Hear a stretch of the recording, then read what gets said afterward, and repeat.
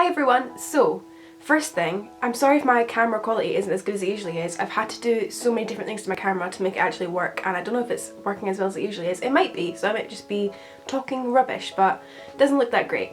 That's the first thing. Second thing is, as you can probably tell from the title of this video, I'm doing Mental Health Week. This is really exciting because I've not been on YouTube long enough to do this before, so this is my first ever Mental Health Week, so that's exciting. I hope you all enjoy it. For any of you that don't know what Mental Health Week is, like Kristen has made this week from the 1st of May to the 7th of May Mental Health Week, which means every single day on my channel and on Kristen's channel and on loads of mental health YouTubers channels there will be a video every single day of the week, and each day will focus on a specific issue. Today is about how I raise awareness of mental illness, and this year the Mental Health Week is focusing on raising stigma, which is, I think anybody with mental illness can say that's a really, really important thing. So I'm really happy to be taking part, and I'm really happy that Kristen asked me to do it. So that's what this week's going to be all about. There's going to be a video every single day on my channel, and I hope that this week can help somebody, or it can maybe inspire somebody to start mental health YouTubing, which would be really cool. I'm going to link loads of people down below who are doing Mental Health Week as well. So today the topic is how I personally spread awareness for mental illness, which is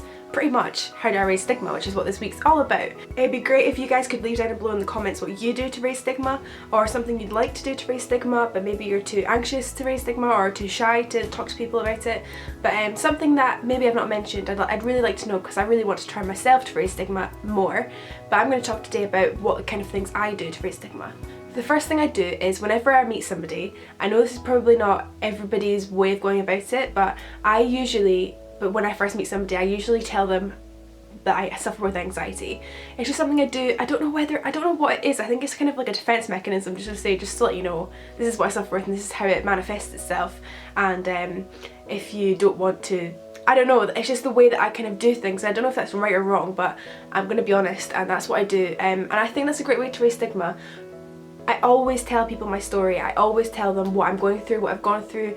I tell them that I suffer with anxiety, but I also tell them how I suffer with anxiety, because I think people might just be like, oh, well, you don't seem it, you're so confident. Like, no you don't. And I'm like, well yeah, I am actually quite a confident person, but I don't like cars and they really freak me out, and I'm really scared of this and this and this, and that's how it manifests itself. It's not me being shy, that's just, I tell them my story and I tell them how I personally suffer with anxiety, in the hopes that maybe their minds will be changed, or they'll maybe open up to people more themselves, or if they meet somebody else with anxiety they can kind of know what it is and stuff like that. I just think it's really important to always be talking about how you suffer with anxiety.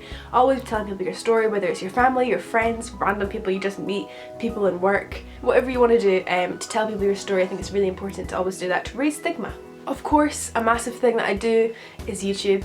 My YouTube channel is mainly about mental health, so that's a massive thing I think I do to raise stigma, and it's really important. And over the past few weeks, I know Laura, I'll leave her channel down below, I'm sure in fact I'm sure 99% of you know who she is, but she talked about me on her YouTube channel, and so lots of you have come over, which is really exciting. The best thing about it is I've been getting so many more comments from you guys saying like, this is how I suffer with anxiety, or saying like, I know how you feel because I suffer with this, or just general you talking about your mental health experiences, and it's just made me so happy. And a lot of you have been saying that my videos have helped you, but actually your comments help me quite a lot as well, because it's nice to be able to say this is what I suffer with, and for you guys to say I suffer with that too. I think that's you raising stigma and me raising stigma, which is really cool. I just think it really creates community, and obviously YouTube's a massive thing that I do to raise stigma. I'm not afraid to talk about anything that I've been through. I honestly am just really honest about mental health on this channel, and I just want to help people with this mental health channel, and yeah, it's a massive thing I do to raise stigma. Another thing I do is I will question people. This is kind of two parts. I will question people that have told me that they have mental health. I will ask them, not in a kind of tell me everything, but in a way that I'm kind of like, how are you? Like, are you okay? Tell me what exactly happens. How do you get help? All those kinds of things. I think it's really important to always ask people questions when you know they're suffering with anxiety or depression or another mental health illness. I think it's really important to always ask them how they're doing, and to always ask them what they're doing at the moment to try and help themselves, or if they're not in that frame of mind to start helping themselves yet. If there's anything I can do, I think it's really important to always ask people questions that are, you know, you're going through mental health. And I think that is a way to raise stigma, because you are identifying they have a problem and they have an illness. And I think that's really, really important. I think questioning people as well who, you know, probably don't suffer with mental illness and maybe they are a bit ignorant about it. We all know that some people don't get mental health for whatever reason. They sometimes just don't get it. I was actually speaking to my friend the other day who's never gone through a mental illness, but she was saying like, oh, are you alright? Like, how are you? And she was so lovely, and I said to her like, how do you understand this? Because you've never gone through it. And she said, it's not that hard to understand. That's how I understand it. And I was like, why can't everybody be like that? I think questioning the mentality of other people, questioning like, why do you have an issue, or why don't you understand what I'm going through, or questioning politicians sometimes, emailing them saying, what are your stances on mental illness? We need to keep this going, we need to keep on talking about it. That's the best way to raise stigma. Email politicians, question people who are, let's face it, stupid and that don't want to face up to the fact that mental illness is a thing. Always be questioning people. Last night I was actually at an event where there was lots of politicians, and I went by myself, which was really scary, but I'm really interested in politics, which I'm pretty sure I've said 60 million trillion times on the channel. But so there was lots of people in the audience, and I don't really like public speaking. It's just something that I've never really liked, like most people I'm sure. But I was like, you know what? This is a perfect opportunity for me to say something about mental health. So basically the whole audience, they all asked questions to this panel of politicians. They were all from different parties, so there's Green Party, Labour, Conservative, Lib Dems, SNP, there was loads of different parties. So I put my hand, I was like, I hope they don't pick me. But eventually they picked me, and I said, I know there's a lot of more money going into mental health, but what are you going to do personally? If you receive that money as a constituent, as a politician, what will you invest in mental health? Will you invest in talking therapies, medication, stigma? And I think it was really great because it got the whole room talking about mental health, it got the whole room thinking about mental health, and actually every politician answered pretty well. I was pretty impressed. So that's something I do to raise mental health. I will always ask questions. I'll be that annoying person that's always going on about it.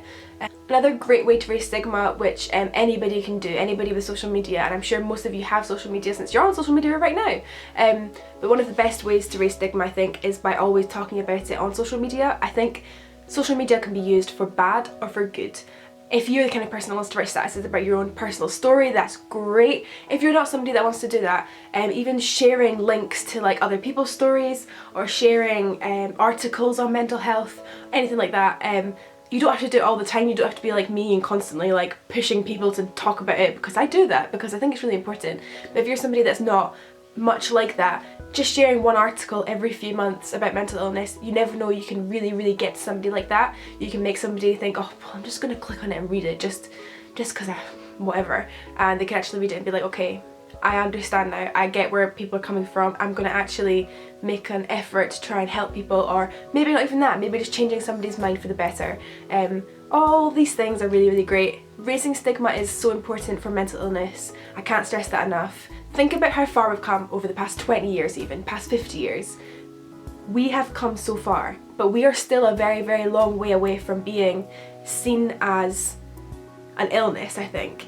We still aren't seen as medically ill, we're seen as mentally ill, and I want us to get to the point where we are seen as physically ill as well as mentally ill, if that makes any sense. I think the only way to do that is keep putting pressure on politicians, putting pressure on society, so other people, your parents, your friends, your boyfriends and girlfriends, random people in the street, putting pressure on people to educate themselves, and you can educate other people as well, but that is the best way to raise stigma, is by talking and talking and talking and talking and talking until people are absolutely fed up with you, which is what I like to do in my spare time, as you can see. Thanks so much for watching this video. Please remember to leave down below anything that you do that raises stigma, or anything I've not mentioned, which would be really great if you could do that. Thank you so much for watching. I'll see you tomorrow.